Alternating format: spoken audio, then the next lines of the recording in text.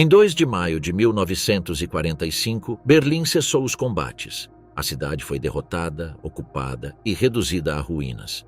Entre as ruas destruídas, não havia mais exército organizado nem governo permanente. O que se seguiu não foi guerra, foi a vida após ela. A capital do Terceiro Reich tornou-se um lugar sem rumo. Milhões de pessoas ficaram presas em um cenário de fome, expropriação e controle militar. Bairros viraram corredores de escombros, abrigos foram transformados em albergues improvisados e praças foram usadas como pontos de racionamento. Não havia normalidade possível, apenas ordens rígidas e sobrevivência mínima sob a vigilância soviética. Como era viver o dia a dia em uma cidade destruída? Qual o preço que os berlinenses pagaram para sobreviver entre ruínas e ocupação? De que forma Berlim recomeçou após sua derrota total? O Apocalipse de Berlim, a última batalha do Reich. Em 20 de abril de 1945, as forças soviéticas completaram o cerco de Berlim. A Operação Berlim mobilizou mais de 2,5 milhões de soldados, apoiados por mais de 6.200 tanques, mais de 41.000 peças de artilharia e quase 7.500 aviões. A concentração de forças na capital alemã superou qualquer precedente em combates urbanos anteriores. De posições externas, a artilharia soviética manteve bombardeios contínuos. Durante 12 dias consecutivos, a cidade foi submetida a fogo constante que alterou irreversivelmente sua estrutura urbana. Projéteis transformaram ruas inteiras em corredores de escombros e deixaram bairros inteiros reduzidos a ruínas. O avanço sistemático pressionava cada vez mais o núcleo político e militar de Berlim, reduzindo progressivamente a capacidade de defesa organizada. As forças alemãs responderam com uma estrutura defensiva heterogênea. Restaram unidades da Wehrmacht, destacamentos da Waffen-SS, formações da Volkssturm compostas por homens idosos e adolescentes, além de contingentes da Hitlerjugend. A maioria carecia de treinamento militar adequado e recursos suficientes. O armamento disponível era obsoleto e em quantidade insuficiente. A desvantagem contra uma ofensiva superior em número, coordenação e material bélico tornou-se evidente desde os primeiros dias de combate. Calcula-se que entre 20 de abril e 2 de maio, cerca de 2 milhões de projéteis foram lançados sobre a cidade. O efeito foi devastador. Prédios demolidos, avenidas principais transformadas em trincheiras improvisadas e áreas residenciais convertidas em campos de fogo cruzado. Abrigos antiaéreos, inicialmente destinados a proteger a população, foram destruídos ou desabaram. Fumaça, poeira e incêndios reduziram a visibilidade e mergulharam combatentes e civis em um ambiente de confusão permanente. O Reichstag, símbolo do poder político alemão, sofreu impactos diretos de artilharia pesada por vários dias. Embora tenha conseguido permanecer parcialmente de pé, suas muralhas foram reduzidas a estruturas fumegantes e vigas de aço retorcidas. Sua captura, ocorrida em 30 de abril, constituiu um marco na ofensiva, pois representou a demolição física do centro político do regime. No entanto, o combate continuou em vários setores da cidade até os últimos momentos. As linhas de suprimentos alemãs, já deterioradas desde as semanas anteriores, ruíram definitivamente durante a batalha.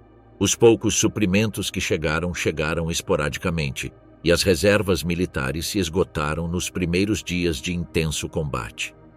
A falta de munição, água potável e provisões básicas tornou-se evidente nos últimos dias, afetando tanto combatentes quanto civis presos em bairros castigados pela artilharia.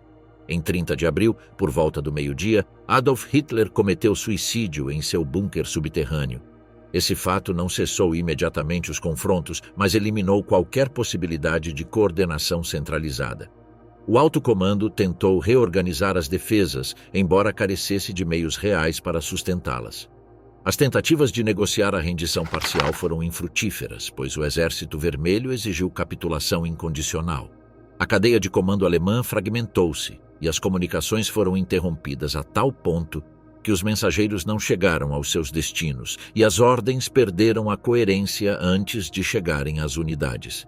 Nas últimas horas de abril e primeiros dias de maio, bandeiras vermelhas começaram a tremular sobre prédios governamentais e estruturas altas no centro da cidade. A resistência alemã foi reduzida a pequenos grupos isolados, sem coordenação ou objetivos definidos.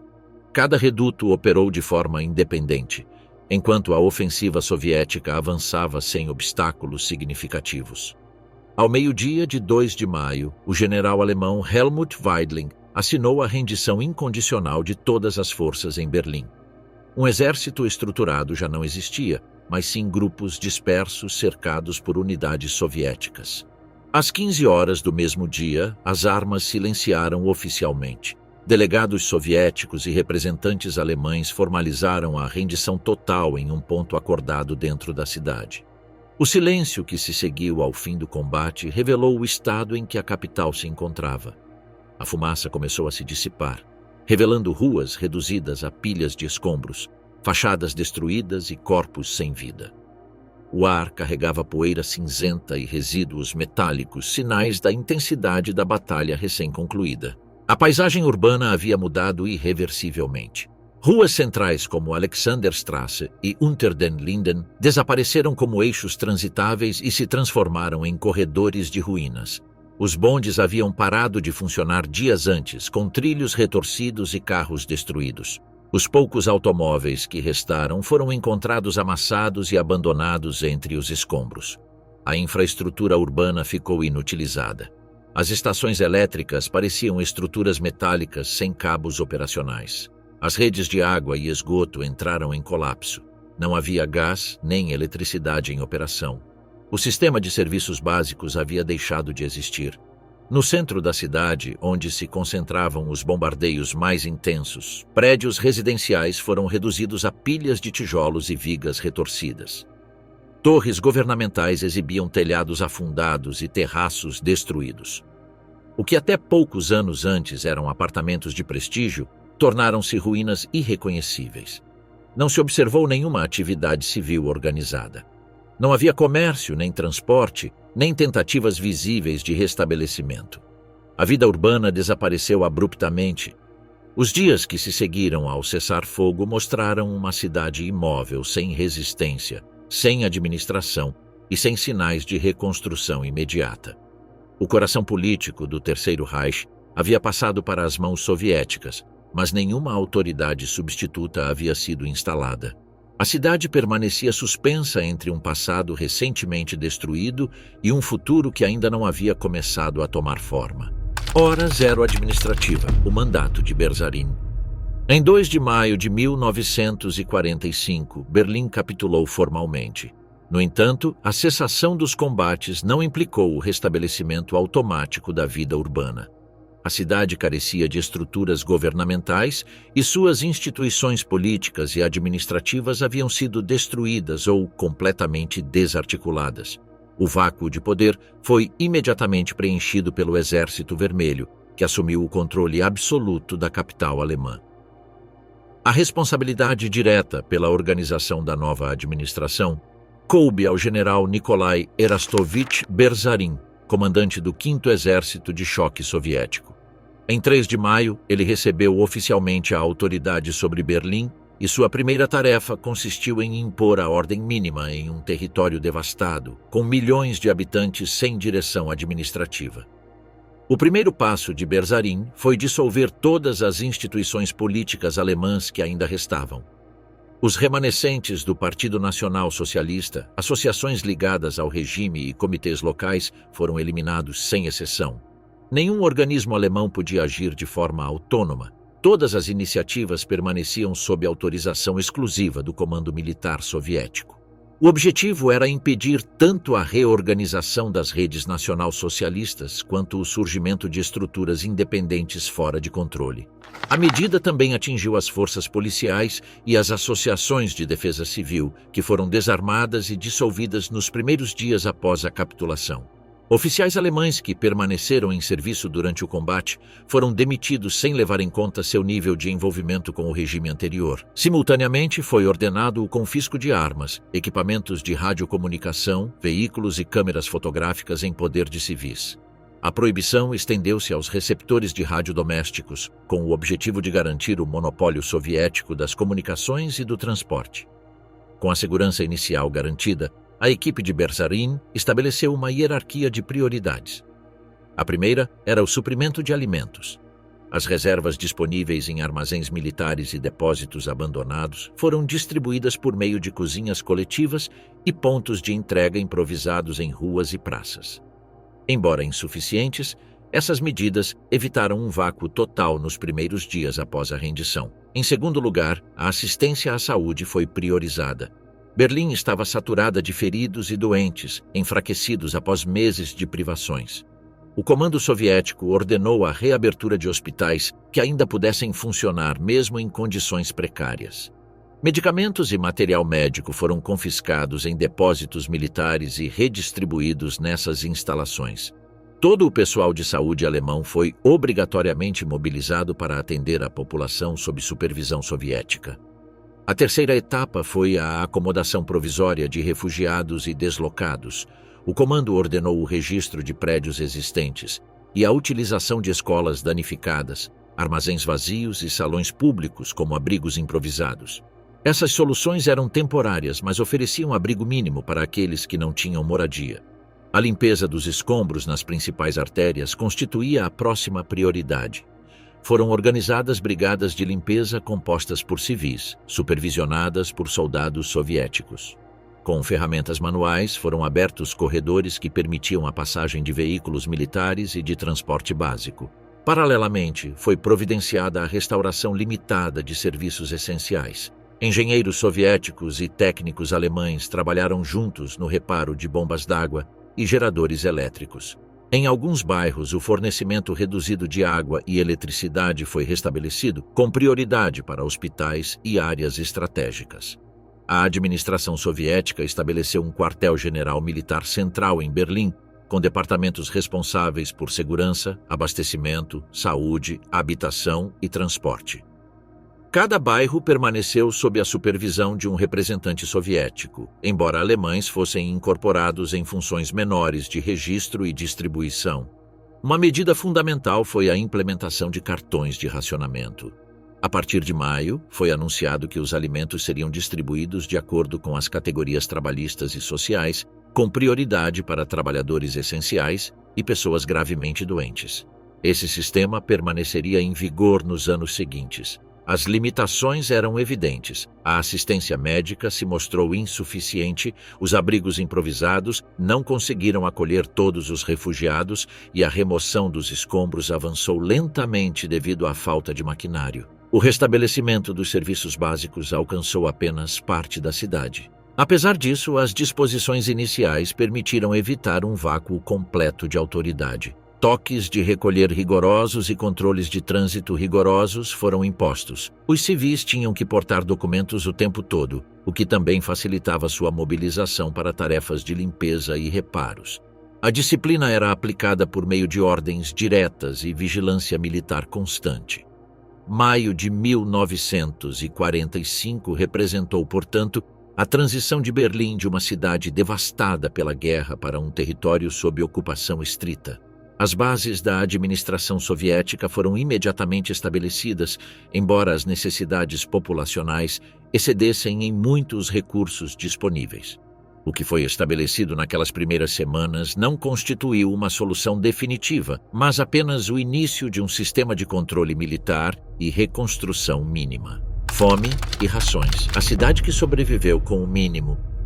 Após o estabelecimento da administração soviética em Berlim, nos primeiros dias de maio de 1945, o problema central para a população era o abastecimento de alimentos. A cidade havia sofrido semanas de cerco e bombardeios constantes, e suas reservas de alimentos eram praticamente inexistentes. Os sistemas de transporte ferroviário, rodoviário e fluvial foram danificados ou entraram em colapso, o que dificultou a chegada de suprimentos externos. Nesse cenário, o Exército Vermelho estabeleceu o controle alimentar com base em cartões de racionamento, cozinhas de campanha e utilização de depósitos capturados. Os cartões de racionamento tornaram-se o instrumento essencial para a distribuição dos alimentos disponíveis. Eram organizados em categorias diferenciadas de acordo com a atividade laboral e a condição social dos beneficiários. As categorias mais altas correspondiam a trabalhadores que realizavam trabalho físico pesado ou eram considerados indispensáveis para a reconstrução, como operários de fábricas de base, ferroviários, equipes de limpeza e profissionais de saúde. As categorias intermediárias incluíam funcionários de escritório e funcionários públicos. As categorias mais baixas eram reservadas a idosos, crianças e pessoas sem atividade laboral formal. Em teoria, os cartões fixavam quantidades semanais de pão, carne, gorduras, açúcar e outros produtos. Na prática, essas atribuições raramente eram cumpridas. A escassez generalizada e os problemas de transporte causavam atrasos constantes e reduções drásticas nas entregas. Frequentemente, o que era distribuído era muito menos do que o anunciado oficialmente. O pão, base da dieta, geralmente era feito com misturas de farinha de batata, farelo ou outros substitutos de baixo valor nutricional. Carne e gorduras eram quase inexistentes na distribuição regular, exceto em pequenas distribuições esporádicas. Açúcar e café eram em grande parte reservados para hospitais ou para consumo exclusivo das tropas de ocupação. Cozinhas de campanha instaladas pelo Exército Vermelho complementavam o sistema. Em vários pontos estratégicos, cozinhas móveis foram instaladas para distribuir sopas básicas, mingaus e rações quentes em troca de vales emitidos pela autoridade militar. Essas cozinhas cumpriam uma dupla função: alimentar os setores mais carentes e manter o controle sobre o fluxo de alimentos nos bairros especialmente castigados. No entanto, seu alcance era muito limitado. A demanda excedia em muito a capacidade de produção e as filas eram longas e desordenadas. Para muitos habitantes, aquelas sopas aguadas com vegetais ou carne em proporção mínima representavam a única refeição quente por vários dias. Nesse contexto de insuficiência estrutural, surgiu um fenômeno que logo se tornou cotidiano. Frinksen, o termo, que mais tarde seria associado ao bispo de Colônia, Joseph Frings, já era usado no verão de 1945 para descrever a apropriação de alimentos, carvão ou materiais básicos em armazéns abandonados, carros danificados ou instalações destruídas, sob a justificativa de necessidade de sobrevivência. Em Berlim, famílias percorriam ruínas e estações em busca de restos de grãos, latas esquecidas ou qualquer produto comestível. Não se tratava de saques violentos, mas sim de uma prática tolerada, já que as autoridades não podiam vigiar todos os depósitos dispersos. Paralelamente, o mercado negro consolidou-se como o principal canal complementar de abastecimento. A rigidez e a insuficiência do racionamento levaram a população a um sistema clandestino de escambo. As trocas eram realizadas em praças desmatadas, ruas centrais parcialmente limpas e arredores de estações reabertas. O dinheiro perdeu quase todo o valor e foi substituído por objetos de troca pessoal. Relógios, joias, instrumentos musicais, roupas de qualidade e obras de arte eram oferecidos em troca de pão, banha, carne enlatada ou cigarros. Soldados aliados, principalmente soviéticos, mas também de outras forças que chegaram posteriormente, contribuíam com produtos de seus próprios suprimentos militares, tornando-se atores importantes desse mercado. A diferença entre as rações nominais e o que era efetivamente entregue era grande. Embora os registros administrativos mencionassem centenas de gramas semanais de pão e pequenas porções de proteína, na prática, a maioria subsistia com quantidades muito menores e qualidade inferior. Essa diferença forçava o recurso ao mercado negro ou ao Frinksen como complemento inevitável. Assim, o sistema oficial coexistia com uma estrutura paralela indispensável à sobrevivência. O transporte ferroviário desempenhou um papel crucial no abastecimento, embora funcionasse de forma muito precária. As linhas principais foram danificadas por bombardeios e inúmeras pontes foram destruídas. Mesmo assim, a partir de junho, trens suburbanos e alguns comboios de carga começaram a circular. Transportavam farinha, batatas, vegetais enlatados e carvão em direção à capital. A capacidade foi reduzida e os atrasos frequentes, mas representavam a única rota de entrada em massa de alimentos. O restabelecimento parcial dos bondes e de alguns caminhões ajudou a distribuir as cargas, embora persistissem sérios gargalos. Entre maio e setembro de 1945, o pão permaneceu como base absoluta da dieta. Era escuro, denso e de sabor limitado, com baixo valor nutricional. As batatas chegavam em quantidades reduzidas e destinavam-se principalmente a hospitais e cozinhas coletivas. As gorduras praticamente desapareceram da dieta comum. A carne era extremamente escassa e o peixe quase não aparecia. O café desapareceu completamente e foi substituído por chicória ou cevada torrada. O chá quase não existia e as bebidas quentes foram reduzidas a infusões de ervas coletadas em parques. A desnutrição se espalhou visivelmente. Relatórios médicos da administração soviética e das primeiras missões internacionais apontavam para a perda de peso generalizada, especialmente entre crianças e idosos. Nas ruas, era comum ver pessoas debilitadas, desmaios em filas de distribuição e episódios de colapso por insuficiência alimentar. Não foram epidemias específicas, mas sim a deficiência crônica de calorias e proteínas que enfraqueceu a população como um todo e aumentou a vulnerabilidade a doenças. 3 circuitos paralelos configuravam a economia urbana naqueles meses: racionamento oficial, cozinhas de campanha e mercado negro. Nenhum deles, sozinho, conseguia sustentar a população. A sobrevivência dependia da combinação dos 3.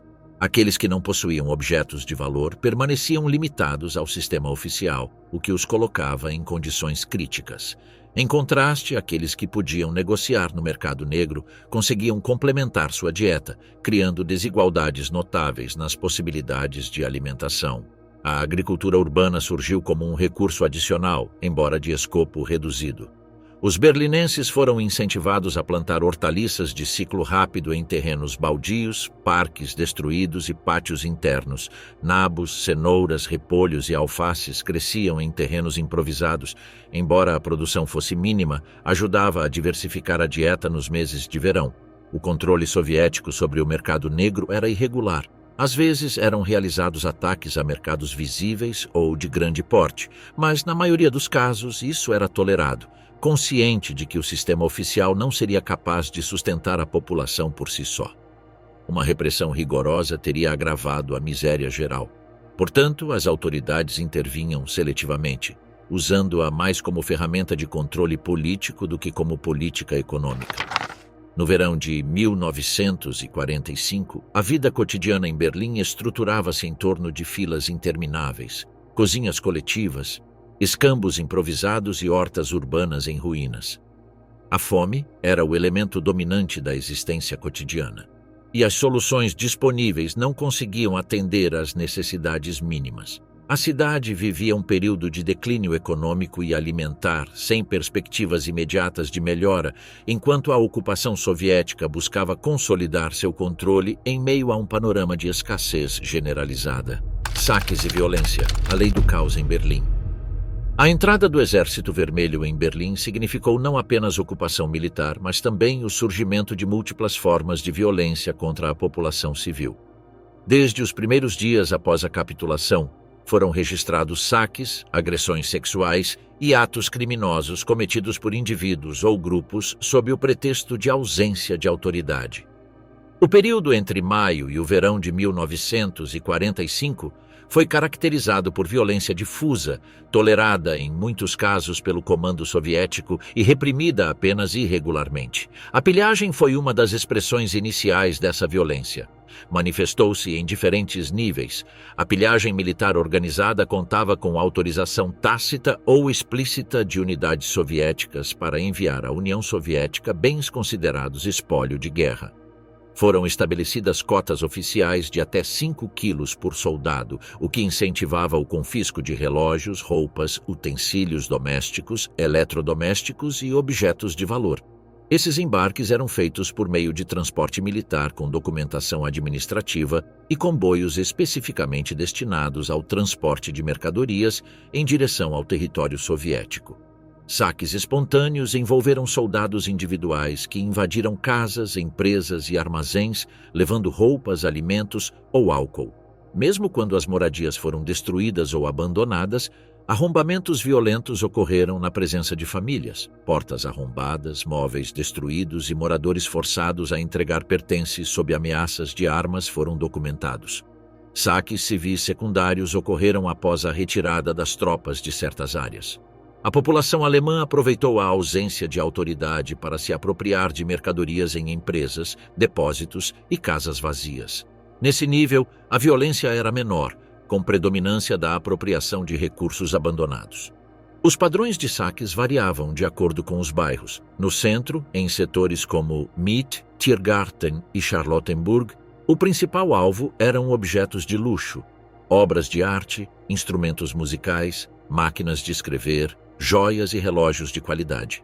Em bairros operários como Lichtenberg e Wedding, o interesse concentrava-se em roupas, utensílios de cozinha e bebidas alcoólicas armazenadas. A intensidade foi maior nos primeiros dias de ocupação, diminuindo progressivamente até julho de 1945, quando medidas disciplinares começaram a ser impostas em certos setores. A violência sexual foi um fenômeno generalizado. As estimativas sobre o número de vítimas variam amplamente, de dezenas de milhares a centenas de milhares. Os padrões eram consistentes. Soldados soviéticos invadiam casas, porões ou abrigos e impunham agressões individual ou coletivamente. Casos foram registrados em todas as faixas etárias, de adolescentes a mulheres idosas, incluindo hospitalizadas e grávidas.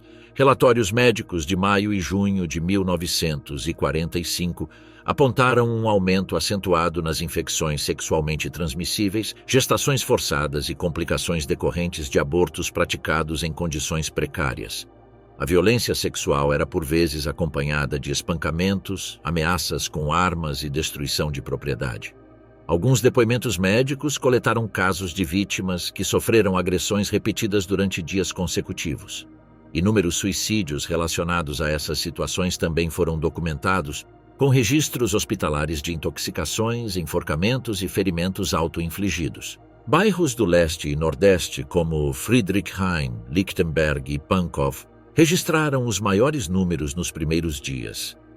Posteriormente, a violência se estendeu para o centro e o oeste, embora em áreas onde a presença de comandos soviéticos superiores era mais visível, como os arredores do Reichstag, um controle relativamente maior fosse aplicado. Em setores periféricos, com menos supervisão de oficiais de alta patente, a impunidade foi mantida por meses. Além de saques e agressões sexuais, outras formas de criminalidade proliferaram. Roubos violentos foram cometidos por civis que ainda possuíam armas leves. Embora o confisco imediato de armamento tivesse sido ordenado, muitos rifles e pistolas permaneceram em circulação. A extorsão se manifestou na forma de exigências de bens em troca de proteção temporária. Em alguns bairros, pequenos grupos organizados reivindicavam alimentos ou pertences sob ameaças diretas. Houve também represálias individuais contra pessoas ligadas ao Partido Nacional Socialista ou à administração anterior.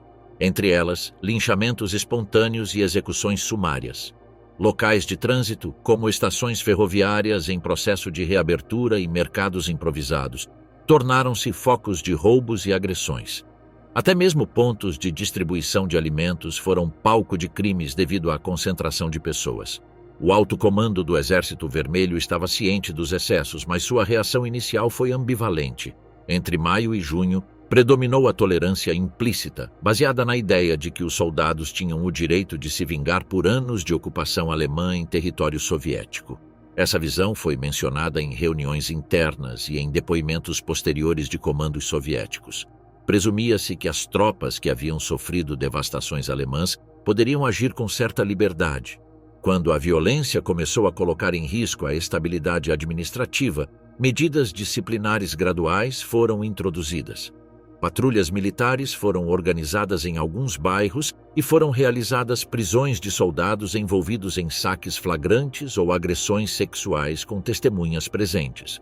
Os tribunais militares soviéticos processaram um número limitado de casos, com sentenças que incluíam transferências forçadas para unidades de combate ou execuções sumárias.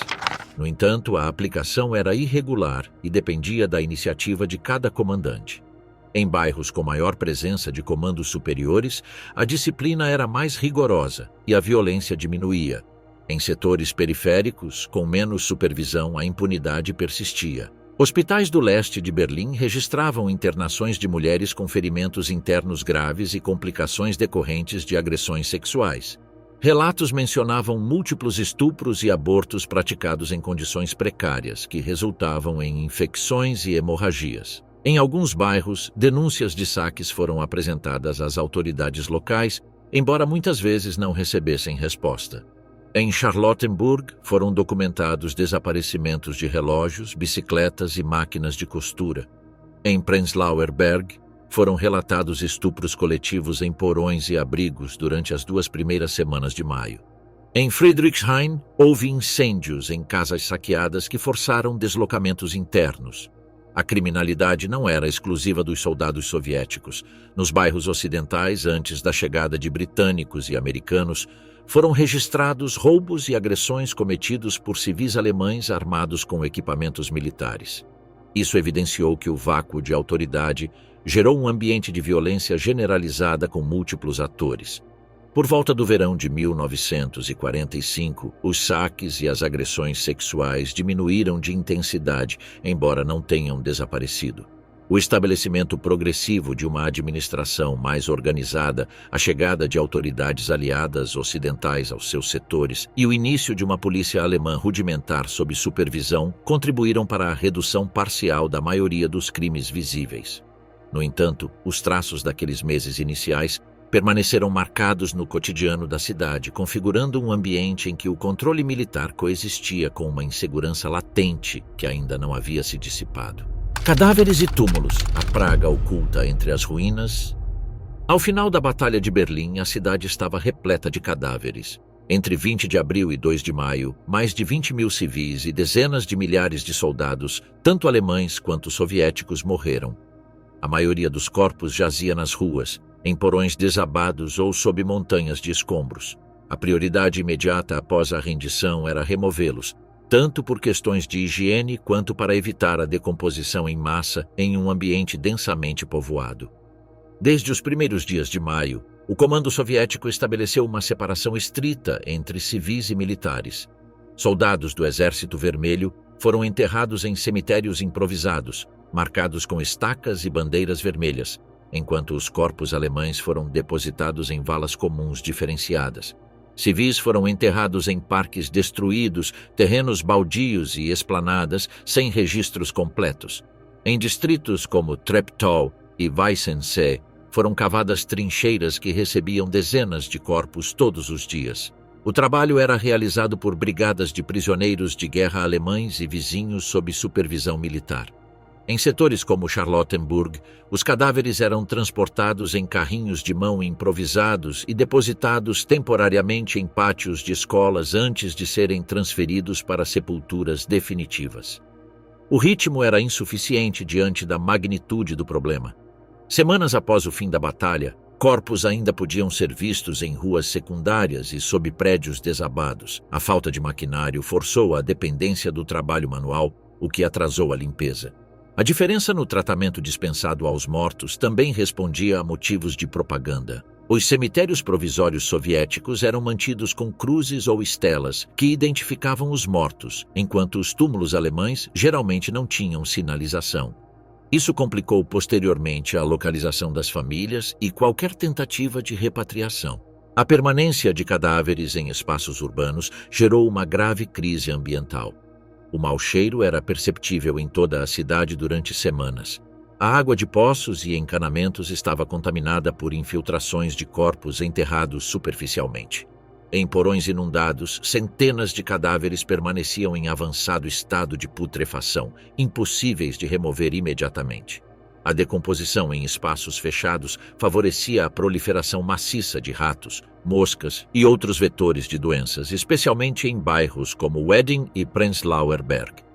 Entre maio e o verão de 1945, valas comuns foram escavadas em diversos pontos da cidade. Parques como o Volkspark Friedrichshain, esplanadas em Pankow e terras de Lichtenberg foram usados para enterrar centenas de corpos. As valas tinham 2 ou 3 metros de profundidade e os cadáveres eram dispostos em fila ou empilhados, cobertos com cal quando disponível. A ausência de caixões obrigava ao enterro sem embalagem, o que acelerava a infiltração em direção ao subsolo e contaminava as fontes de água próximas. As tentativas de registrar nomes e pertences foram fragmentadas. Em muitos casos, os corpos foram sepultados sem identificação, com placas de madeira numeradas ou sem qualquer marca. Relatórios municipais de agosto estimavam dezenas de milhares de cadáveres já enterrados, embora milhares permanecessem sob os escombros, recuperados apenas meses depois com a ajuda de máquinas adequadas. A situação sanitária deteriorou-se rapidamente. A superlotação em abrigos, a falta de água potável e a exposição a cadáveres em decomposição criaram condições ideais para epidemias. O tifo, transmitido por piolhos em contextos de higiene precária, registrou surtos em junho e julho, especialmente em bairros com caves repletas de cadáveres. A disenteria, causada pela contaminação da água com restos humanos e animais, provocou dezenas de internamentos diários em hospitais por diarreia infecciosa grave. A cólera surgiu em focos isolados no final do verão, em menor escala do que outras infecções, mas suficiente para aumentar o alarme entre a população já debilitada. Os médicos alemães não tinham meios para diagnosticar e tratar com eficácia. Os surtos epidêmicos continuaram até o outono, com alta mortalidade, principalmente entre crianças e idosos. O sistema hospitalar de Berlim estava em colapso desde abril. Muitos hospitais foram destruídos e os que permaneceram em funcionamento careciam de eletricidade, água encanada e medicamentos. As salas de cirurgia funcionavam em condições improvisadas, muitas vezes iluminadas com velas ou lamparinas a óleo. Em hospitais como o Charité, a capacidade de pacientes excedia em 4 ou 5 vezes a capacidade normal, atendendo feridos de combate, civis com traumas e doentes com infecções intestinais. A escassez de antibióticos era quase absoluta. Existiam quantidades mínimas de sulfonamidas, mas se mostraram insuficientes. Analgésicos e material sanitário eram tão escassos que precisavam ser reutilizados, aumentando o risco de infecção hospitalar. Enfermeiros improvisavam soros de reidratação com água fervida e sal quando havia combustível disponível. A mortalidade hospitalar era alta, especialmente em casos de tifo e disenteria. Os suprimentos soviéticos destinavam-se principalmente às tropas, com quantidades mínimas para hospitais civis. A partir de agosto, chegaram contribuições da Cruz Vermelha Internacional e de organizações humanitárias aliadas, o que aliviou parcialmente a crise, embora a escassez de medicamentos básicos tenha permanecido até meados do outono. Os médicos insistiam na necessidade urgente de cloro para desinfetar a água, sabão para a higiene e antibióticos. A resposta soviética se concentrou principalmente em impedir que epidemias atingissem suas próprias unidades. O resultado dessa combinação de cadáveres expostos, covas improvisadas, água contaminada, epidemias e hospitais lotados, foi uma mortalidade civil significativa nos meses seguintes à batalha. Registros, embora incompletos, mostram que milhares de berlinenses morreram no verão de 1945 não por ferimentos diretos de guerra, mas por doenças infecciosas e desnutrição agravadas pela crise sanitária. Em muitos bairros, a população tentou medidas rudimentares de autoproteção, ferver água quando havia combustível, cobrir poços contaminados ou filtrar líquidos com carvão vegetal. Sem acesso a medicamentos básicos ou combustível estável, esses recursos eram insuficientes. Berlim estava imersa em uma crise sanitária que prolongou o sofrimento civil muito depois do fim do combate. Reconstrução física, mulheres entre escombros e aço. Após a instalação da administração soviética em maio de 1945, Berlim enfrentou uma situação material crítica que ultrapassou a mera destruição causada pela guerra. Mais de 4/5 de sua infraestrutura foram danificados ou destruídos, 2/3 das moradias ficaram inabitáveis e o sistema de transportes mal funcionava de forma rudimentar. A recuperação das condições mínimas de habitabilidade tornou-se tarefa prioritária tanto para as autoridades de ocupação quanto para a população civil sobrevivente. Entre 1945 e 1947, os esforços se concentraram em 3 áreas fundamentais: remoção de escombros, reabertura gradual dos transportes e serviços básicos e busca de soluções para o problema habitacional que afetava a maior parte da população. Estimativas feitas no verão de 1945 estimaram mais de 75 milhões de metros cúbicos de entulho acumulados em ruas, praças e terrenos. Prédios parcial ou totalmente destruídos transformaram a cidade em um labirinto de ruínas que dificultava o trânsito de veículos, o fornecimento de água e eletricidade e até mesmo a circulação de pedestres. A limpeza da rua principal começou em junho de 1945 por brigadas civis organizadas por bairros e supervisionadas pelas autoridades soviéticas. O maquinário disponível era mínimo, então a maior parte do trabalho foi realizada com ferramentas manuais, pás, picaretas e carrinhos de mão improvisados. Foram removidos os escombros acumulados em montanhas artificiais, alguns dos quais permaneceram por décadas como testemunho de anos de trabalho de reconstrução. As prioridades de limpeza foram estabelecidas com base em critérios funcionais. Eixos de transporte como Alexanderplatz, Unter den Linden e Leipziger Straße receberam atenção prioritária para permitir a circulação de bondes e caminhões de abastecimento. Áreas próximas a hospitais reabertos e prédios administrativos em uso foram o segundo objetivo. Pontes sobre o rio Spree foram consideradas indispensáveis para conectar bairros separados por água. A mão de obra masculina era escassa devido ao elevado número de prisioneiros de guerra, mortos e gravemente feridos, o que levou à participação maciça de mulheres nessas tarefas. O trabalho era obrigatório e organizado por meio de listas de bairro, com turnos contínuos sob supervisão militar. O sistema de transporte entrou em colapso em maio de 1945. Bondes e trens suburbanos estavam inoperantes devido a trilhos destruídos, pontes demolidas e material rodante danificado. A reabertura do serviço foi realizada gradualmente, seguindo as prioridades da administração militar. Em junho daquele ano, os primeiros trechos de bonde foram habilitados em distritos orientais como Lichtenberg e Weißensee. Os bondes circulavam com reparos improvisados, frequentemente sem janelas e com assentos rudimentares. Em julho, serviços parciais de trens suburbanos foram restabelecidos, com comboios limitados entre áreas periféricas para transportar trabalhadores às fábricas que retomaram atividades mínimas. Os horários eram irregulares e dependiam de combustível e reparos constantes. No final do mesmo ano, rotas em direção ao centro foram habilitadas, o que facilitou a mobilidade em direção a mercados improvisados e equipes de limpeza, embora o serviço continuasse limitado e sujeito a interrupções frequentes. Pontes sobre o Spree e seus canais eram prioridade imediata. Muitas haviam sido demolidas durante a retirada alemã, cortando conexões essenciais. Engenheiros soviéticos e alemães instalaram pontes provisórias com madeira e estruturas metálicas recuperadas. Isso permitiu o restabelecimento de conexões mínimas durante o verão, enquanto reparos mais permanentes só avançaram a partir de 1946, com a chegada de fontes de energia ocidentais em seus respectivos setores. O reparo do abastecimento de água e eletricidade acompanhou a reabertura do transporte. Em junho, 1945 bombas subterrâneas foram reativadas, embora com serviço limitado a algumas horas diárias em setores selecionados. O restabelecimento da eletricidade se mostrou ainda mais difícil, pois as usinas foram seriamente danificadas. Em alguns bairros, houve corrente elétrica apenas por algumas horas, com prioridade para hospitais e escritórios administrativos.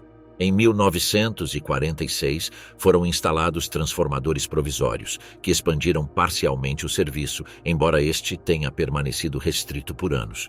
O problema da habitação foi uma das crises mais graves. 245 mil moradias existentes antes da guerra, aproximadamente 80 mil foram completamente destruídas e mais de 120 mil foram seriamente danificadas. Apenas um terço era minimamente habitável e muitas não tinham janelas de vidro, telhados completos ou aquecimento. As autoridades soviéticas e, posteriormente, a administração interaliada aplicaram uma política de realocação forçada. Várias famílias foram instaladas no mesmo apartamento, dividindo os espaços por meio de divisórias ou cortinas improvisadas. Em alguns casos, 3 ou 4 famílias compartilhavam a cozinha e as áreas comuns. Pessoas deslocadas que continuavam chegando de outras regiões aumentaram a pressão por espaço habitacional. Para aliviar a escassez, abrigos coletivos foram organizados em escolas parcialmente destruídas, fábricas abandonadas e prédios administrativos vazios. As condições eram precárias: superlotação severa, falta de aquecimento e ausência de privacidade. Muitos refugiados permaneceram lá por anos, até que a reconstrução avançasse. O inverno de 1945 a 1946 foi particularmente rigoroso. A escassez de carvão e a destruição do sistema de aquecimento forçaram a improvisação de fornos internos, utilizando móveis e restos de madeira como combustível. Isso causou incêndios acidentais e casos de intoxicação por monóxido de carbono. Em 1946, a prioridade era consertar telhados e janelas para reduzir a exposição ao frio e à umidade. O progresso era lento devido à escassez de materiais e à escassez de mão de obra especializada. Com a maioria dos homens adultos mortos, feridos ou presos, a responsabilidade pela remoção dos escombros recaiu sobre mulheres entre 15 e 60 anos, conhecidas como Trümmerfrauen, literalmente mulheres dos escombros. Recrutados por meio de listas obrigatórias de bairros sob supervisão soviética, eles eram designados para equipes de trabalho. Suas tarefas incluíam demolição de muros instáveis, classificação manual de tijolos para reutilização, transporte de entulho em carrinhos de mão e limpeza sistemática de ruas e pátios. O trabalho era exaustivo e realizado com ferramentas rudimentares. O pagamento era simbólico, geralmente rações adicionais de comida ou pequenas quantidades de carvão. Em 1946, calculou-se que mais de 60 mil mulheres participavam regularmente dessas brigadas. Seu trabalho permitiu a recuperação de milhões de tijolos e materiais reutilizados na construção de moradias provisórias e em reparos em escolas e hospitais. Montanhas de entulho acumuladas em lugares como a futura Teufelsberg são resultado direto desse trabalho sistemático de anos. A reconstrução material entre 1945 e 1947 foi limitada. O objetivo imediato não era restaurar a cidade ao seu estado anterior, mas sim alcançar condições mínimas de sobrevivência. Ruas transitáveis, transporte público parcial, água potável em alguns bairros, eletricidade restrita aos setores essenciais e telhados reparados em moradias danificadas. Relatórios da administração militar soviética do final de 1946 apontavam que a maioria dos berlinenses continuava vivendo em espaços deteriorados, com divisões improvisadas entre famílias e sem aquecimento adequado. O transporte público, embora parcialmente retomado, sofreu interrupções devido à falta de peças de reposição e combustível. O fornecimento de energia elétrica atendia a menos da metade da demanda real. Mesmo com essas limitações, o esforço coletivo permitiu que a cidade não permanecesse completamente paralisada. As obras da Trümmerfrauen desobstruíram as principais artérias. O transporte reconectou bairros isolados e milhares de famílias encontraram abrigo temporário em prédios reformados com urgência. A reconstrução não foi resolvida, mas Berlim deu os primeiros passos para sustentar a vida cotidiana em um cenário de precariedade prolongada. Da purga à divisão, a cidade dividida em duas. O período entre 1946 e 1949 marcou a transição de Berlim e da Alemanha da derrota militar para uma nova configuração política e institucional.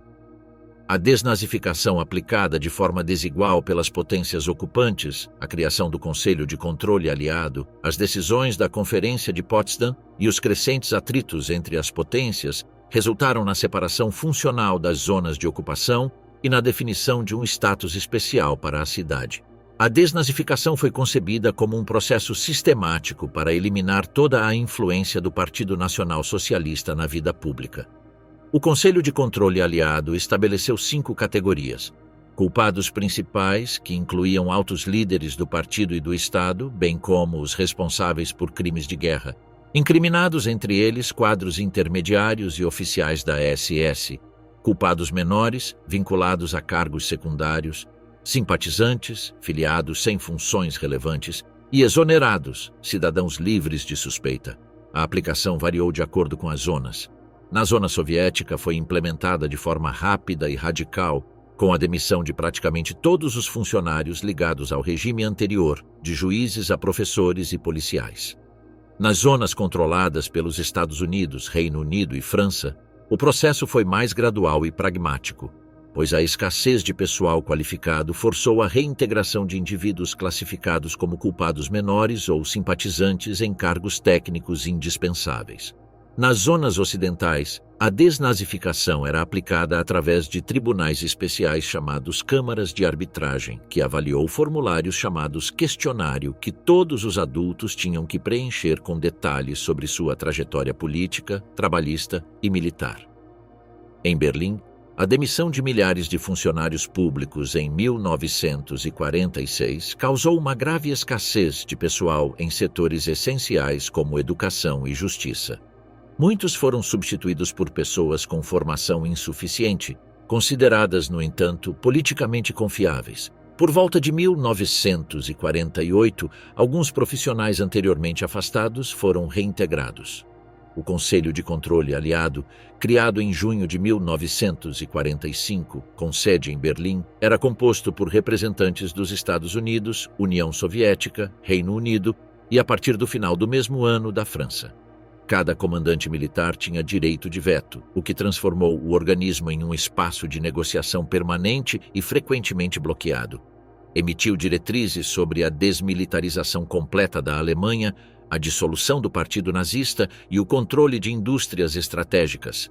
Também tinha a responsabilidade de coordenar a administração comum do transporte ferroviário, do comércio exterior e das reparações de guerra. Na prática, o Conselho estava perdendo eficácia. Entre 1946 e 1947, divergências ideológicas e estratégicas entre soviéticos e ocidentais paralisaram muitas de suas decisões. Finalmente, em março de 1948, a delegação soviética se retirou, o que significou o colapso prático do organismo e o fim da administração conjunta. A Conferência de Potsdam, realizada no verão de 1945, definiu princípios fundamentais para a Alemanha: desmilitarização total, desnazificação sistemática, descentralização política e democratização gradual. A divisão do país em 4 zonas de ocupação e a imposição de reparações de guerra, com ênfase na transferência de recursos industriais para a União Soviética, também foram acordadas. No entanto, os mecanismos de coordenação econômica não foram resolvidos, o que gerou constantes atritos. As diferenças de abordagem tornaram-se mais visíveis entre 1946 e 1947. Na zona soviética, estabeleceu-se uma economia centralizada, com a nacionalização da indústria e a reforma agrária por meio de expropriações. Nas zonas ocidentais, a economia de mercado foi reativada e empresas privadas foram reabilitadas. As reparações de guerra foram outro ponto de tensão. A União Soviética exigiu transferências maciças de máquinas das zonas ocidentais, enquanto os Estados Unidos e o Reino Unido priorizaram a recuperação econômica de seus territórios para evitar instabilidade política. Em Berlim, localizada inteiramente na zona soviética, mas dividida em 4 setores, essas diferenças se refletiam intensamente. A coordenação prática tornou-se cada vez mais difícil. Os soviéticos aplicaram expurgos radicais e profundas reformas econômicas, enquanto os ocidentais mantiveram políticas mais moderadas. A administração conjunta da cidade era realizada pela Comandatura Aliada, em teoria um órgão de unanimidade, mas na prática marcada por bloqueios contínuos. A separação funcional intensificou-se. Em 1946, os Estados Unidos e o Reino Unido fundiram suas zonas na Bisônia. Em 1948, a França uniu-se, formando a Trizônia. Reformas monetárias e planos de reconstrução coordenados com apoio externo foram implementados. Em contraste, a zona soviética consolidou a economia planificada e o sistema político dominado pelo Partido da Unidade Socialista da Alemanha, criado em 1946 por meio da fusão forçada de comunistas e social-democratas. A introdução do marco alemão em junho de 1948 na Trizônia simbolizou a ruptura definitiva. A União Soviética respondeu com um bloqueio total a Berlim, que se estendeu até maio de 1949, buscando forçar a retirada ocidental da cidade. Os berlinenses viviam sob diferentes regimes administrativos dependendo do setor. Nas nacionalizações orientais foram aplicados expurgos políticos e rigoroso controle policial. Nos setores ocidentais, apesar da escassez, manteve-se maior autonomia administrativa e fortaleceram-se os laços com a Bisonia. Em 1946, as eleições para a magistratura de Berlim deram ao Partido Social Democrata, PSD, uma clara vitória em toda a cidade. No entanto, no setor leste, a pressão para unir os social-democratas no Partido da Unidade Socialista enfraqueceu progressivamente a representatividade democrática. Nos setores ocidentais, o PSD manteve sua independência, consolidando assim a divisão política interna da cidade entre um partido único no leste e um pluralismo limitado no oeste. Em 1949, a separação foi consumada. Em maio, as zonas ocidentais proclamaram a República Federal da Alemanha, com capital provisória em Bonn.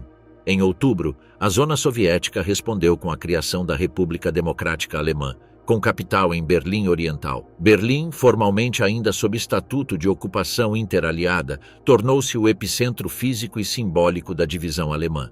Seus setores ocidentais permaneceram vinculados à República Federal, enquanto o setor oriental foi integrado à República Democrática Alemã.